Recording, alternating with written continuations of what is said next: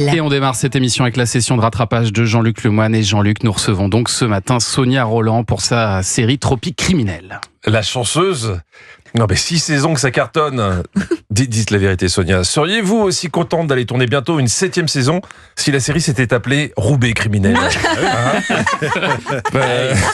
On pense aux gens de Roubaix et on les Exactement. embrasse. Bien sûr. Mais comme aurait pu l'écrire Charles Aznavour, emmenez-moi en Martinique, il me semble que le crime serait moins pénible au soleil. Bien sûr. J'ai regardé un bout de l'épisode de vendredi et il a un peu spoilé quand même, Thomas. On dit toujours qu'un extrait doit faire envie. Non. Alors, saurez-vous trouver l'argument mis en avant par le service presse de France Télévisions? Eh ben, vous avez qu'à y aller, vous. Ah non, je sais à quoi vous pensez, non, je suis pas d'accord. Bah, commandant, vous avez fait de la pole dance? Ah mais c'est bien ça. Commissaire, j'ai pas touché à une barre depuis au moins 10 ans, enfin non, c'est ridicule. N'en dites pas plus. Je sais pas qui va mourir, mais s'il y a de la pole dance, moi je regarde. Voilà.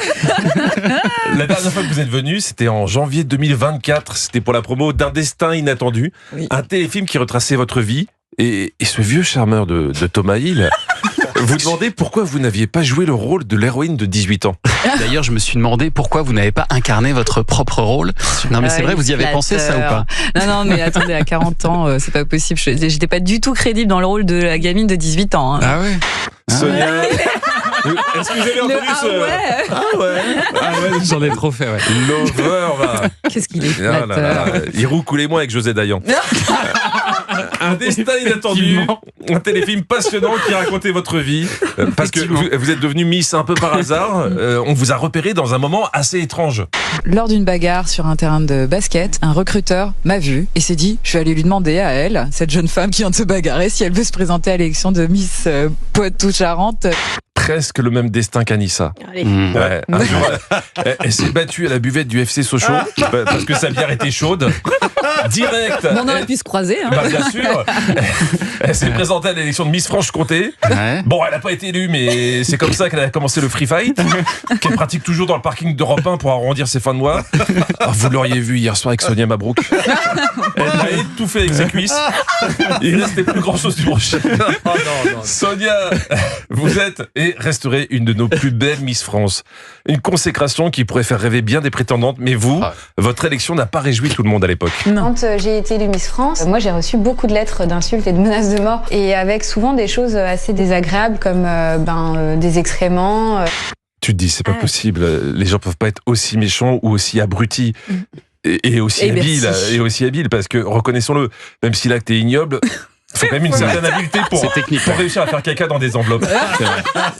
Et surtout avoir un peu de temps libre pour s'entraîner. Oui, ou sinon prendre le temps d'aller chercher du caca et le mettre dans une enveloppe. Et mettre un timbre dessus quand même, parce qu'il faut payer le truc. Hein. Oui, ça lui a coûté de Et l'argent. après écrire presse le pas facteur. Dans Culture Média, vous nous révéliez aussi qu'avant le concours, les Miss ne sont pas appelées par leur prénom, mais par leur région d'origine. Oui, nous aussi, on s'appelait entre nous par les écharpes. Ah hein. ouais, d'accord. Ah ouais, moi j'avais Midi-Pi, Poitou c'était Poite-Poite, c'était Bourgogne c'était Bourbourg. Bon, je vous demanderai pas comment s'appelait Miss Picardie. J'espère juste que vous n'avez pas fait la même chose pour Miss Monde, sinon ça a dû être compliqué pour Miss Canada.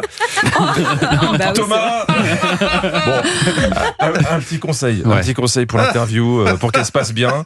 Vous pouvez parler de tout avec Sonia, sauf de la perruque qu'elle porte sur le tournage de la série. Car j'ai regardé beaucoup d'interviews. Elle reste calme et posée, quel que soit le sujet, même les pires, hein, le racisme, la bêtise ordinaire, la jalousie. Mais faut pas parler de la perruque. Là, tu sais pas pourquoi elle part dans les aigus. La plupart des techniciens ne savent pas en fait que je porte une perruque. Bon, maintenant tout le monde est au courant. Merci. Le secret de tournage. Sonia, elle est pas venue pour souffrir, ok? Non mais non, je sais pas pourquoi je pars des aigus Ah, mais là, comme ça. c'est parti dans les aigus direct. Sonia, je sais pas si vous vous rendez compte, mais depuis votre passage dans Culture Média, vous êtes devenue une référence pour Thomas. C'est vrai. Mais c'est vrai, il fait tout comme vous. Par exemple, il essaie de reproduire avec ses chroniqueurs, c'est-à-dire nous, le rapport que vous avez avec vos filles.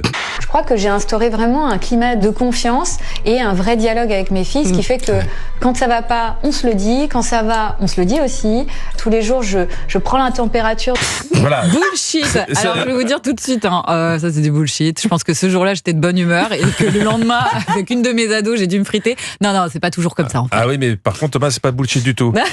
Et c'est la seule partie dont serait bien passée la partie température. Parce que Thomas nous prenne la température tous les matins, c'est sympa, mais ça serait aussi sympa qu'il investisse dans un thermomètre frontal.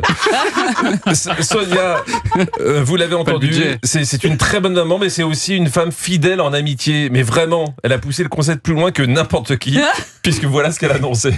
Je me marie avec mon meilleur pote. Depuis 20 ans, on s'adore. C'est bon, vous m'avez convaincu, laissez-moi 15 ans et j'ai plus Julien Pichenet. Eh ben Julien, Bravo, les tourtereaux. Ça s'appelle outer quelque chose. Ouais. Merci Jean-Luc Lemoyne. Attends, 15 ans, ouais. Merci Jean-Luc, qu'on retrouve demain. D'ici là, en replay sur europe1.fr. Et je signale que vous serez en spectacle à la fin de ce mois. Le 28 à Toulouse, le 4 avril à Avignon et le 5 à l'Orgue. C'est où ça ? L'Orgue, c'est dans le sud, c'est dans le vers Fréjus, par là. Très bien. Très bien, réservez vos places. Dans un instant, la suite de Culture Média sur Europe 1 avec